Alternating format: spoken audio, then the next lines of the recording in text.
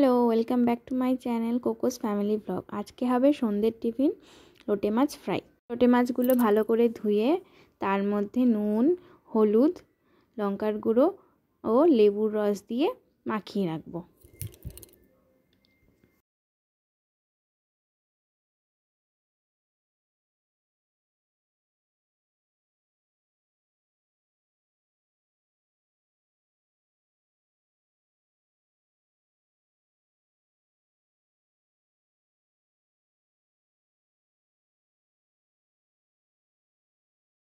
তারপর একটি পাত্রে বেসন, অ্যারারুট, নুন, হলুদ, কাঁচা লঙ্কা বাটা, রসুন বাটা দিয়ে ও সামান্য জল দিয়ে মেখে নেব।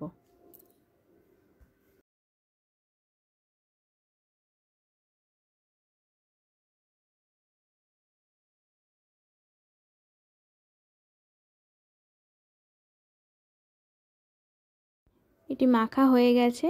এরপর কড়াইতে রিফাইন তেল দিয়ে তেলটি গরম করে মাখিয়ে রাখা মাছগুলো ওই বেসনের মধ্যে ডুবিয়ে একটা একটা করে কড়াইতে দিয়ে দেব।